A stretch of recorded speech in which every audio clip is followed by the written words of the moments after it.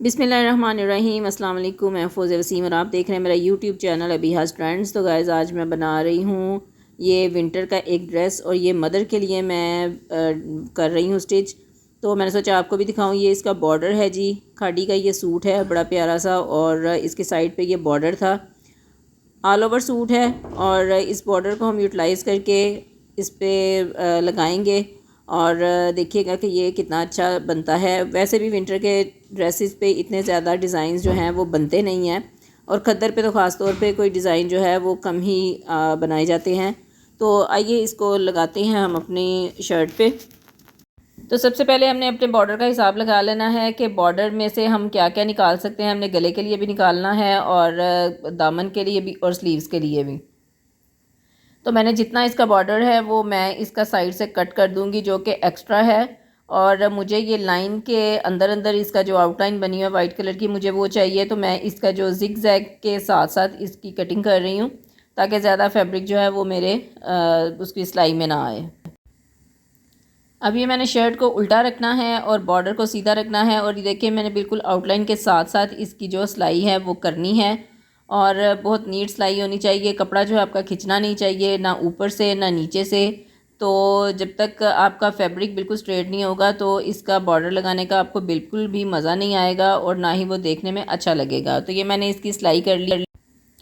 अब आपने इसको बॉर्डर को बिल्कुल स्ट्रेट करके आपने इसको प्रेस कर लेना है, और प्रेस करके आपने बिल्कुल इसको नीट क्लीन कर लेना है ताकि कहीं भी झोल ना आए और कहीं बल ना आए। अब आपने करना क्या है जी, एंड पे इसको फोल्ड करके अंदर की तरफ आपने एक सिलाई लगा लेनी है चाक के ऊपर। ठीक है जी, जो बॉर्डर का एंड है इससे ये होगा कि आप जब इसको सिलाई लगाएंगी बॉर्डर की जो दूसरी आउटलाइन है उस पर आप सिलाई लगाएंगी तो आपको पता होगा कि यहाँ तक जो बॉर्डर है वो एग्जैक्ट आना ही आना है, और यहाँ तक आपको इसका फैब्रिक जो है वो पूरा करना है। अगर आप इस तरह से लगाएंगे तो सम टाइम ऐसा भी होता है कि नीचे वाला कपड़ा जो है वो उसमें सलवटें आ जाती हैं तो वो कम पड़ जाता है और बॉर्डर जो है वो बड़ा हो जाता है। तो उससे ये फ़र्क पड़ता है कि आपका जो बॉर्डर है उसमें बल आ जाते हैं, तो वो जो देखने में अच्छे नहीं लगते और प्रेस करने से भी वो बल नहीं निकलते। तो आपने देखा कि मैंने एंड पे एक सिलाई पहले लगा ली थी। तो इस तरह से ये जो मेरा बॉर्डर है बिल्कुल एक्यूरेट जो है वो लग गया है। तो ये देखिए ये बिल्कुल पूरा आ गया। तो आइंदा आप भी जब बॉर्डर लगाएं तो इसी तरीके से लगाएं। ये मैंने पेपर टिकन ले लिया है और इसको मैंने रखना है जी 1.5 इंच ऊपर से इसकी चौड़ाई रखनी है और 7.5 इंच इसकी लंबाई रखनी है। और इसको मैंने अपने फैब्रिक पे पेस्ट करके अपनी शर्ट के ऊपर जो है वो हमने नेक लाइन इसकी लगा देनी है। और इसको लगा के हमने इसका पहले आपने मैंने तो कटिंग नहीं की लेकिन आपने इसका निशान लगा लेना है पहले ही, ताकि आपको पता चल जाए कि आपने कितना इसका निशान लगाना है नेक का।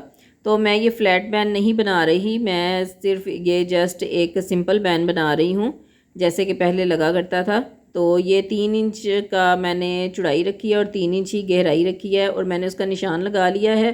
तो इसको हम बाद में कटिंग कर लेंगे। अब जो मैंने इसके गले के ऊपर सिलाई लगा लेनी है वो इसलिए कि एक तो ये नीट लुक देती है और इसके ऊपर जो भी हम अपनी पट्टी वगैरह जो भी लेस वगैरह लगाएंगे तो वो इजीली लग जाएगी।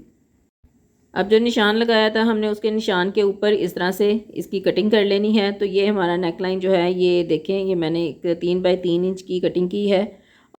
17 इंचज़ पे मैंने इसका निशान लगा लेना है कि कितनी लॉन्ग पट्टी हमें चाहिए। अब ये बॉर्डर में से मैंने पट्टी निकालनी है, बाजुओं का फैब्रिक मैं अलग कर लूँगी ताकि वो हमारा कम ना पड़ जाए।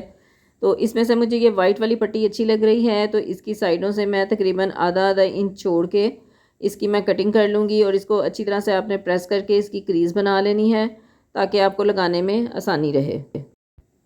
पट्टी को प्रेस करके आपने बिल्कुल इसका सेंटर बना के डिज़ाइन के हिसाब से, डिज़ाइन आपका दोनों तरफ इक्वल आना चाहिए। अब आपने इसको सेंटर में सिलाई लगा लेनी है जी जहाँ पे आपकी पट्टी ख़त्म हो रही है। तो सिलाई लगा के आपने इसको वी शेप में दे देना है, वो आपकी अपनी चॉइस पे है। आप वी शेप में आप इसको लगाना चाहें तो वी में लगा लें, स्क्वायर में लगाना चाहें तो स्क्वायर में लगा लें। तो मैं इसको वी शेप में लगा रही हूँ और बहुत ज़बरदस्त आपको मैं ये तरीका बता रही हूँ कि इस तरह आपकी वी शेप जो है बिल्कुल एक्यूरेट आएगी और दोनों साइडों से इक्वली आएगी। तो आपने इसी तरह से इसको लगाना है। अब मैं इसको सबसे पहले वी के ऊपर लगाऊंगी और इसके बाद मैं बाकी का इसका सारी स्टिचिंग कर लूँ। तो ये देखिए हमारा वी नेक जो है वो तैयार हो चुका है और इसकी मैं अब आपको कंप्लीट लुक दिखाती हूँ। तो ये जी इसकी कंप्लीट लुक देख लें, इसका नेक लाइन कितना प्यारा लग रहा है। और इसकी बैन की वीडियो आप नेक्स्ट टाइम देखेंगी जो कि मैंने बिगनर्स के लिए बनाई है। तो इसके बैन की वीडियो भी इंशाल्लाह एक आध दिन में मैं अपलोड कर दूँगी, तो आप वहाँ से देख सकती हैं।